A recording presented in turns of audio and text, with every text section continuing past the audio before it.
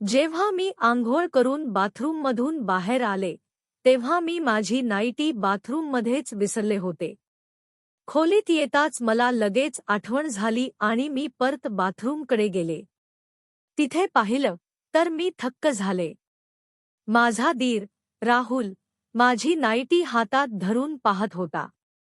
हे पाहून मी लाजेने पूर्णपणे पाणी झाले आणि तात्काळ त्याच्या हातातून नाईटी हिसकावून घेतली आणि खोलीत परत आले. त्यानंतर जेव्हा मी स्वयंपाकघरात जेवण बनवत होते तेव्हा राहुल माझ्या जवळ येऊन उभा राहिला आणि म्हणाला, "वहिनी, तुमच्या अंगाला खूप छान सुगंध येतो. त्या दिवशी तुमच्या नाईटीलाही खूप सुंदर वास येत होता." राहुलच्या अशा बोलण्याने मी वैतागले होते. एका रात्री माझ्या नव्याने फोन करून सांगितलं की तो आज उशिरा येणार आहे. मला वाटलं, आज संधी चांगली आहे. जेव्हा घरातील सगळे झोपले तेव्हा मी राहुलच्या दारावर हलकेच टकटक केली. मला पाहताच त्याच्या डोळ्यात चमक आली. तो म्हणाला, "वहिनी, तुम्ही या वेळी इथे?" मी म्हणाले, "हो, तुझा भाऊ आज उशिरा येणार आहे. मला तुझ्याशी एक महत्त्वाचं काम आहे. मी खोलीत जाते आहे. तुला वेळ असेल तर ये आणि माझं बोलणं ऐकून घे." असं म्हणून मी माझ्या खोलीत परत आले. अर्धा तास गेला. मी खोलीत होते आणि मी आधीच दार उघड ठेवलं होतं, जेणेकरून कुणाला शंका येणार नाही की कोणी माझ्या खोलीत आला आहे. इतक्यात राहुलने हलकेच टकटक केली. मी म्हणाले, "ये, दार उघडं आहे." तो आत आला आणि माझ्याजवळ बेडवर बसला. त्यावेळी मी नाईटी घातली होती. राहुल बराच वेळ माझ्याकडे पाहत राहिला. मग तो म्हणाला, "वहिनी, तुम्हाला काय बोलायचं होतं?" मी त्याच्याकडे प्रेमळ नजरेने पाहिलं आणि उठून त्याच्या अगदी जवळ जाऊन बसले. मी त्याचे दोन्ही हात पकडले आणि म्हणाले, "माझं लग्न 2 वर्षांपूर्वी झालं. मी माझ्या नव्यासोबत, सासूसोबत आणि माझ्या दीर राहुल तुझ्यासोबत राहते. राहुल, तू माझ्याच वयाचा आहेस, साधारण 18 ते 19 वर्षांचा. तू नेहमी माझ्या आसपास असतो. तुझ्या नजरा माझ्यावर अशा असतात जणू तू काहीतरी खास शोधत आहेस." एका दिवशी राहुल मला म्हणाला, "वहिनी, मला तुमच्याशी एक काम आहे." त्याच्या डोळ्यात एक चतुर चमक होती, जणू तो काहीतरी जास्तच हवं आहे असं दिसत होतं. मी थोडी गडबडले आणि म्हणाले, "हो, राहुल, सांग, काय काम आहे? मी तुझं प्रत्येक काम करण्यासाठी तयार आहे. तू तर माझ्या लहान भावासारखा आहेस." माझ्या बोलण्यावर त्याच्या चेहऱ्यावर हसू पसरलं. तो हळूच म्हणाला, "वहिनी, मला लग्न करायचं आहे." मी म्हणाले, "अरे, ही तर खूप चांगली गोष्ट आहे. पण राहुल, लग्नासाठी मुलगी पाहिजे." तो थोडा वेळ गप्प राहिला. मग हळूच म्हणाला, "वहिनी, म्हणूनच तर मी तुमच्याकडे आलो आहे." मला तात्काळ समजलं की तो काय म्हणू इच्छितोय. तो म्हणाला, "वहिनी, मला तुमच्यासारख्या मुलीशी लग्न करायचं आहे." हे ऐकून मी थोडा वेळ गप्प राहिले. मग मला समजलं की त्याचा इशारा माझ्या लहान बहिणी रिया कडे आहे. ती माझ्यापेक्षा लहान आहे आणि राहुलसाठी अगदी योग्य आहे. वयात 2 वर्षांचं अंतर आहे आणि दोघांची विचारसरणीही एकसारखी आहे. राहुलने माझ्याशी त्याच्या आवडीबद्दल आणखी बोलणं केलं. तो म्हणाला, "वहिनी, माझ्या बायकोत हे असावं, ते असावं." मी म्हणाले, "तुला काळजी करण्याची गरज नाही. तू सांगशील तर मी अगदी तशीच मुलगी तुला आणून देईन. फक्त लग्नासाठी हो बोल, बाकी सगळं माझ्यावर सोड." राहुल खुश झाला, पण त्याच्या डोळ्यात काहीतरी वेगळेच प्रश्न होते. मग तो म्हणाला, "वहिनी, तुम्हाला एक गोष्ट सांगू. रागावणार नाही ना?" मी म्हणाले, "नाही." तेव्हा तो म्हणाला, "पण मी अशा मुलीशीच लग्न करेन, जी तुमच्यासारखी असेल." मी हसत म्हणाले, "हो, मला माहीत आहे की तुला माझी लहान बहीण रिया आवडते." तो लाजत म्हणाला, "नाही, वहिनी, तुम्ही माझं म्हणणं समजलं नाही." असं म्हणून तो बाहेर निघून गेला. मला वाटलं की कदाचित लाजेपोटी त्याला माझ्या बहिणीचं नाव घेता आलं नाही. मी मनात ठरवलं की आधी बाबांशी या नात्याबद्दल बोलते आणि मग राहुलला खुशखबरी देईन. मी बाबांना विचारलं, तुम्हाला रिया आणि राहुलचं नातं योग्य वाटेल का? बाबा म्हणाले, आम्हाला काही हरकत नाही. तुम्ही दोघं खुश असाल तर रियाही खुश राहील. मग मी आईशी बोलले. आई म्हणाली, तुझ्या निर्णयावर आम्हाला आक्षेप नाही. पण तू राहुलकडून नक्की विचारून घे की त्याला काही अडचण नाही ना. मग मी राहुलकडे गेले आणि थेट विचारलं, तुला खरंच रिया आवडते का? राहुल अडखळत म्हणाला, वहिनी, तुम्ही माझं म्हणणं समजत नाही. ही रात्रीची वेळ होती. मग तो हळूच म्हणाला, मी तुमच्याशी आणखी काही बोलू इच्छितो. वहिनी, तुम्हाला समजत नाही. मी म्हणाले, ठीक आहे राहुल, जी रात्री नीट बोलू. असं म्हणून मी माझ्या खोलीत परत आले. राहुलने मला मागून हाक मारली, वहिनी, कुठे चाललात? त्याच्या आवाजात काहीतरी होतं की मला थांबावं लागलं. मी मागे वळून पाहिलं. त्याच्या डोळ्यात काहीतरी वेगळे भाव होते, जे मी याआधी कधी पाहिले नव्हते. तो थोडा घाबरलेला दिसत होता, पण त्याच्या डोळ्यात एक ठिणगी होती, एक हलकीशी आशा, ज्याने मला एक वेगळा अनुभव दिला. मी म्हणाले, तू काही बोललास का? राहुल हळूच हसला आणि थोडं जवळ येऊन म्हणाला, वहिनी, जेव्हा तुम्ही मला असं विचारता, तेव्हा मला काय बोलावं हे समजत नाही. तुमच्या बोलण्यात नेहमी काहीतरी असतं, जे माझ्या मनाला भिडतं. मित्रांनो, त्याचं बोलणं माझ्या मनात खोलवर रुंजी घालत होतं. मला वाटलं की तो खरंच माझ्याशी काहीतरी बोलू इच्छितो, जे त्याने आतापर्यंत दाबून ठेवलं होतं. मी हळूच विचारलं, तू खरंच समजतोस का की तू माझ्याशी काय बोलतोस? राहुल एक पाऊल जवळ आला आणि म्हणाला, वहिनी, मी जे वाटतं ते शब्दात सांगू शकत नाही. पण मला माहीत आहे की मी जे बोलतोय ते खरं आहे. मी त्याच्या चेहऱ्याकडे पाहिलं. त्याच्या डोळ्यात हलकीशी चमक होती, पण तरीही तो मला आपल्या भावना व्यक्त करण्यासाठी तयार झाला होता. तुला माझ्याशी काही विचारायचं आहे का? मी लाजत विचारलं. राहुलच्या नजरा माझ्यापासून दूर गेल्या आणि तो हळूच म्हणाला, वहिनी, तुम्ही माझ्याकडून कधी असं काही अपेक्षा करता का? त्याच्या बोलण्याने माझं मन हलकंसं धडधडायला लागलं. मी त्याला जवळ बोलावलं आणि त्याच्या डोळ्यात पाहत म्हणाले, राहुल, मला माहीत आहे तू काय वाटतंय आणि मी ते समजू शकते. पण आपल्याला हे समजून घ्यायला हवं की नात्यांमध्ये खूप काही जबाबदाऱ्या असतात. मित्रांनो, राहुल थोडा वेळ गप्प राहिला. मग म्हणाला, वहिनी, मला माहीत आहे, हे सगळं अशक्य आहे. पण मला फक्त एवढंच म्हणायचं आहे की तुम्ही मला समजून घ्या. मी हलकंसं हसले आणि म्हणाले, राहुल, आपलं नातं खूप खास आहे आणि या नात्याच्या ज्या मर्यादा आहेत, त्यांचा आपण आदर करायला हवा. राहुलच्या डोळ्यात हलकासा राग दिसला, पण त्याचबरोबर एक समजूतदारपणा होता, ज्याने मला त्याच्या प्रगल्भतेची जाणीव झाली. तो हळूच म्हणाला, वहिनी, आपण कधी एकमेकांना पूर्णपणे समजू शकू का? मी त्याच्या डोळ्यात पाहत म्हणाले, राहुल, आपल्या जे काही आहे त्यात आपण नेहमी एकमेकांचा आदर आणि समजूत ठेवली पाहिजे, कारण हेच सर्वात महत्त्वाचं आहे. राहुलने माझं बोलणं गांभीर्याने घेतलं आणि थोडा वेळ शांतपणे उभा राहिला. मग त्याने हळूच मान डोलवली आणि म्हणाला, मी समजलो, वहिनी. असं म्हणून तो हळूच बाहेर निघून गेला. मित्रांनो, थोड्या वेळाने राहुलचा चेहरा माझ्या आणखी जवळ आला होता. त्याच्या डोळ्यातली भावना अगदी स्पष्ट होती, जणू तो माझ्याशी काहीतरी बोलू इच्छित होता, पण शब्दात अडकला होता. तो थोडा वेळ उभा राहिला, मग हलकंसं हसला आणि म्हणाला, वहिनी, कधी-कधी मला वाटतं की तुम्ही मला नीट समजता का? त्याच्या आवाजात एक नाजूकपणा होता, एक समजूतदारी, जी मला खूप खोलवर जाणवली. मी हळूच त्याचा हात पकडला आणि त्याला जवळ ओढलं. त्याच्या डोळ्यात चमक होती, पण त्याचबरोबर हलकासा भयही होता.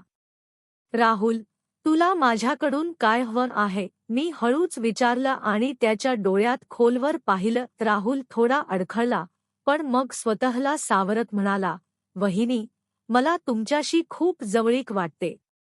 कधी-कधी असं वाटतं की तुमच्याशी एक वेगळं नातं आहे, जे मी शब्दात सांगू शकत नाही. त्याच्या बोलण्याने माझं मन हललं. काही क्षण खोलीतली शांतता आमच्या श्वासानेच भरून गेली होती. मी त्याच्या या सत्याने पूर्णपणे प्रभावित झाले होते, पण त्याच वेळी मी एका गहन उलझनात होते. मला त्याला माझ्या मनातलं काय सांगावं की त्याला योग्य मार्ग दाखवावा. मी त्याच्या जवळ गेले, त्याचा हात हलकेच पकडला आणि हळूच म्हणाले, राहुल, तुझ्या बोलण्याचा मला नेहमी विचार करायला हवा आणि मी नेहमी तुझ्यासोबत असे. पण या मार्गावर चालणं आपल्या दोघांसाठी कठीण होऊ शकतं. आपल्याला आपल्या मर्यादांचा आदर करायला हवा. राहुलच्या डोळ्यात हलकीशी निराशा दिसली, पण त्याने चेहरा वर करून म्हणाला, वहिनी, मला माहीत आहे, हे कठीण आहे. पण मी तुम्हाला दुसऱ्या कोणाच्या नजरेतून पाहू शकत नाही. माझ्यासाठी तुम्ही त्या आहात, ज्या मला नेहमी समजून घेतात आणि सावरतात. तुमच्यापेक्षा जास्त मी कोणाला ओळखत नाही. मित्रांनो, माझ्या मनात हलकीशी लहर उठली. त्याचं बोलणं खरंच खोल होतं आणि त्याच्या मासूमपणाने मला खूप काही विचार करायला भाग पाडलं.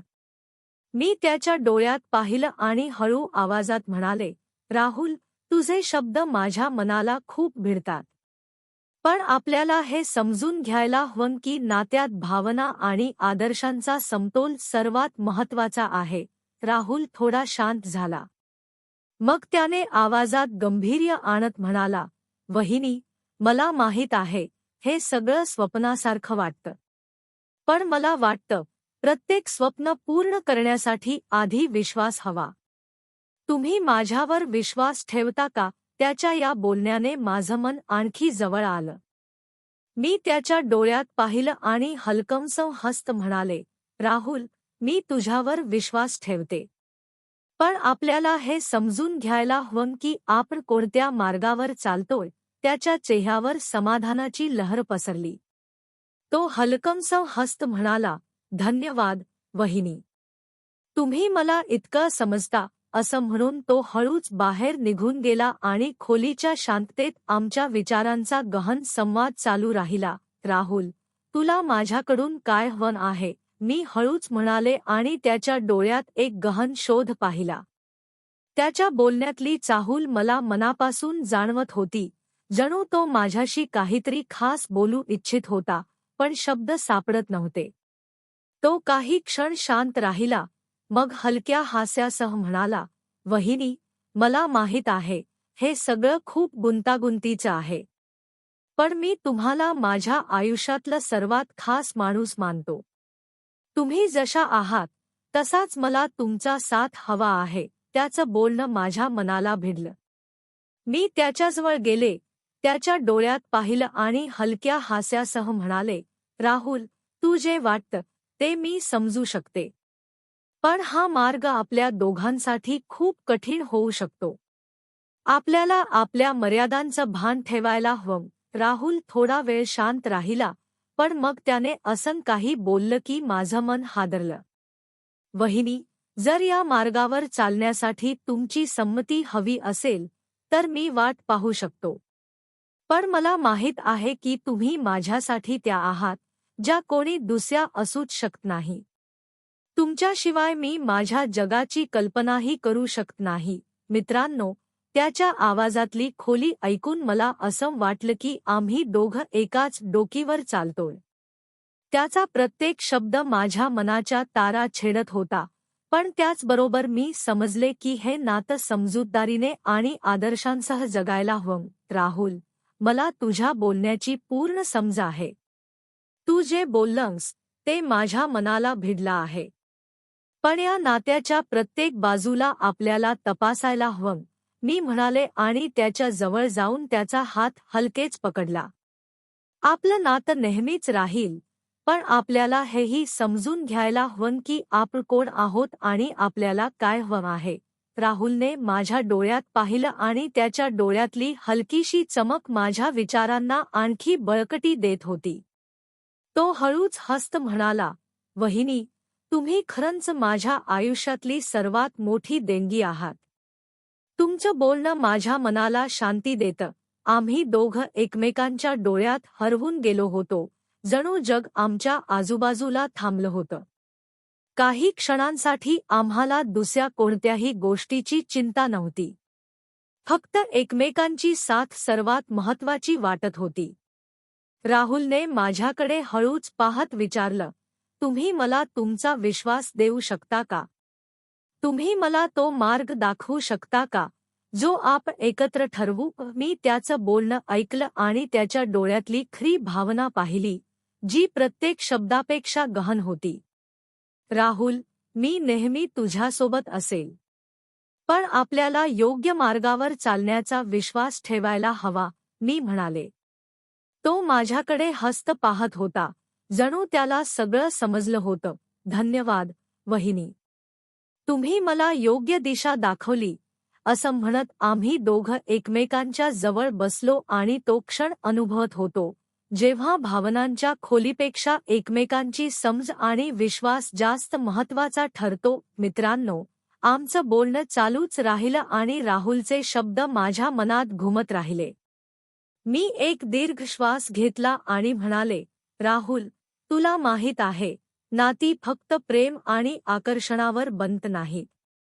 त्यांना विश्वास, समज आणि आदराची गरज असते. जर आपण एकमेकांचा आदर ठेवला नाही, तर हे नातं फक्त भ्रम ठरेल." राहुलने माझं बोलणं समजून घेतलं आणि मान खाली घातली. मग तो हळूच म्हणाला, "मी समजतो, वहिनी. आणि मला या नात्याची खरी गंभीरता आणि खोली समजायला वेळ हवा. तुम्ही जे बोललात, ते अगदी बरोबर आहे." त्याच्या शब्दांत एक सत्यता होती आणि मला जाणवलं की तो खरंच माझ्या विचारांना आणि भावनांना समजण्याचा प्रयत्न करतोय. "राहुल, मला माहीत आहे, तू चांगला माणूस आहेस. पण आपल्याला हे सुनिश्चित करायला हवं की आपला मार्ग योग्य आहे," मी म्हणाले. तो थोडा वेळ शांत राहिला, मग हसत म्हणाला, "वहिनी, तुमच्याशी बोलल्याने मला खूप काही समजलं. मला आपण दोघं नेहमी एकमेकांसोबत राहावं असं वाटतं, पण योग्य पद्धतीने. मी तुमच्याशी काहीही चूक करू इच्छित नाही." त्याच्या बोलण्याने मला हायसं वाटलं. मला जाणवलं की त्याला आपलं नातं काय असावं, हे समजत होतं. तो फक्त एक प्रेमळ, खरा धीर होता आणि या नात्यात आदर आणि प्रेम सर्वात महत्त्वाचं होतं. मी हलकेच त्याचा हात पकडत म्हणाले, "आपलं नातं नेहमी असंच राहील, राहुल. तुझं भाऊ-बहिणीचं नातं असंच असायला हवं, जिथे दोघांचा विश्वास आणि आदर कायम राहील." राहुलने माझं बोलणं लक्षपूर्वक ऐकलं आणि त्याच्या डोळ्यात एक गहन शांतता होती. त्याला माहीत होतं की हे नातं एका नव्या दिशेने पुढे जाऊ शकतं, पण त्यासाठी सर्वात महत्त्वाचा होता एकमेकांचा आदर आणि विश्वास. "तुमच्या बोलण्याने मला शिकवलं आहे की नातं फक्त प्रेमाने नव्हे, तर समजूतदारीने चालतं. आणि हाच तो मार्ग आहे, जो मी स्वीकारू इच्छितो." तो म्हणाला. आम्ही दोघं एकमेकांच्या डोळ्यात हरवून गेलो होतो आणि त्या क्षणी आम्हाला एकमेकांबद्दल आणखी गहन समज मिळाली होती.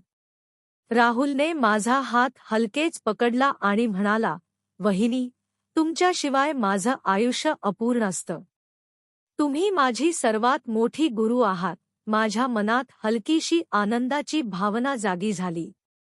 मी त्याच्या डोळ्यात पाहिलं आणि म्हणाले, "राहुल, तू नेहमी माझ्यासारखाच राहशील आणि मी नेहमी तुझ्यासोबत असेल. पण लक्षात ठेव, आपलं नातं नेहमी प्रेम आणि आदरावर आधारित राहील." राहुल हसला आणि मग आम्ही दोघं शांतपणे बसलो, जणू आमच्यात एक नवीन समज आणि गहन सहभागाची सुरुवात झाली होती.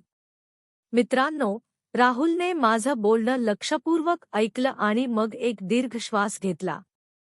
"वहिनी, मला वाटतं, आपल्याला हे समजायला हवं की आपल्या नात्याचं खरं महत्त्व काय आहे." राहुल हळूच म्हणाला, मला समजलं की तो आपल्या विचारांना पूर्णपणे समजण्याचा प्रयत्न करतोय. आपलं नातं फक्त एक खेळ नाही. हे कुटुंबाचा एक मूलभूत भाग आहे. तू माझा दीर आहेस आणि मी तुझी वहिनी. हेच आपलं खरं नातं आहे, मी म्हणाले आणि त्याच्या डोळ्यात एक गहन समजूत दिसली. राहुल थोडा वेळ शांत राहिला, मग म्हणाला, मला माहीत आहे, वहिनी. आणि आता मला हे जाणवलं की मी जे विचार करत होतो, ते बरोबर नव्हतं. प्रेम आणि आकर्षणाने नाती बनवणं फक्त एक फसवणूक आहे आणि ही एक मोठी गैरसमज आहे. बरोबर, बरोबर बोललास, राहुल, मी त्याला आणखी समजावलं. आपल्या नात्याचा पाया फक्त कौटुंबिक बंधन आणि परस्पर आदर असायला हवा. या बंधनाला कमकुवत करणारा कोणताही विचार आपल्या समाजा आणि कुटुंबासाठी योग्य नाही. आपल्याला हे समजून घ्यायला हवं की नात्याबद्दलची आपली विचारसरणी समाजात एक आदर्श असायला हवी, भ्रम नाही. राहुलने मान खाली घातली आणि काही वेळासाठी डोळे बंद केले. मॉडर्न जणू तो सगळं विचार करू इच्छित होता. मला समजलं, वहिनी. तुम्ही अगदी बरोबर बोलताय. हे नातं एक खेळ होऊ शकत नाही. मला असं विचारायला नको होतं, तो म्हणाला. त्याच्या बोलण्यात थोडा रागही होता, कदाचित स्वतःवर. पण मला माहीत होतं की तो योग्य दिशेने विचार करायचा प्रयत्न करतोय. मित्रांनो, मी त्याला माझ्या शब्दातून आणखी समजावलं. आपल्या नात्याचं खरं स्वरूप हे आहे की आपण एकमेकांशी कुटुंबातील सदस्याप्रमाणे वागायला हवं. तू माझ्यासाठी लहान भावासारखा आहेस आणि मी तुझी बहीण आहे. आपल्याला हे नातं समजून गंभीरपणे निभावायला हवं. राहुलने एक दीर्घ श्वास घेतला आणि म्हणाला, मला आता पूर्णपणे समजलं आहे. मी माझा विचार बदलणार आणि जे झालं, ते विसरण्याचा प्रयत्न करणार. मला माफ करा, मी नकळत तुम्हाला दुखावलं. ही काही चूक नव्हती, राहुल, मी म्हणाले. कधीकधी लोक चुकून असं विचार करतात. पण सर्वात महत्त्वाचं आहे की आपण आपल्या चुकांमधून शिकावं आणि योग्य मार्गावर चालावं. आपल्याला एकमेकांचं नातं समजूतदारीने आणि आदराने निभावायला हवं. त्या दिवसानंतर राहुलने मला विश्वास दिला की तो या नात्याला कुटुंबाच्या रूपातच पाहिल आणि कधीही चुकीच्या दिशेने जाणार नाही. आम्ही दोघांनी एकमेकांना वचन दिलं की हे नातं नेहमी आपल्या कुटुंबाच्या आणि समाजाच्या योग्य मान्यतांनुसार निभवू. मित्रांनो, जसाचा वेळ निघत गेला, राहुल आणि मी एकमेकांसोबत आपलं नातं समजून आणि आदर देण्याचा प्रयत्न केला. आम्हाला हे समजलं की नाती फक्त भावना आणि आकर्षणावर बनत नाहीत, तर विश्वास आणि समजूतदारीवर बनतात. एक दिवस राहुल मला म्हणाला, वहिनी, मला वाटतं, आता आपलं नातं अगदी योग्य दिशेने चाललं आहे. तुम्ही मला हे शिकवलं की नाती कशी योग्य पद्धतीने निभवायची आणि मी त्याचं पूर्ण पालन करणार. माझ्या चेहऱ्यावर हसू उमटलं. राहुल, नाती नेहमी आत्मीयता आणि समजूतदारीने बनवली जातात. आपण नेहमी एकमेकांच्या जवळ असणं गरजेचं नाही, पण एकमेकांना योग्य पद्धतीने समजून आपली जबाबदारी निभावणं महत्त्वाचं आहे. नाती तेव्हाच मजबूत होतात, जेव्हा आपण एकमेकांसाठी उभं राहतो, मग अडचणी कितीही असोत. मी म्हणाले. राहुलने मान डोलवली आणि म्हणाला, तुम्ही बरोबर बोलताय, वहिनी. मला आता जाणवलं की नात्यात सर्वात जास्त महत्त्व आहे एकमेकांना मान देणं आणि कुटुंबाच्या मूल्यांना समजणं. आम्ही दोघांनी या समजूतदारीने आपलं नातं आणखी मजबूत केलं. मला माहीत होतं की राहुल आता माझा दीर म्हणून एका भावासारखाच राहील आणि आमच्या नात्यात कधीही गैरसमज येणार नाही. तर मित्रांनो, ही होती आजची आमची छोटीशी कथा. तुम्हाला ही कथा कशी वाटली, हे कमेंटमध्ये नक्की सांगा. आणि जर तुम्ही माझ्या चॅनलवर पहिल्यांदा आला असाल, तर चॅनलला सबस्क्राईब करा. पुढे अशाच रोमांचक कथांसाठी चॅनल सबस्क्राईब करा. पुन्हा भेटू एका नव्या कथेत. धन्यवाद.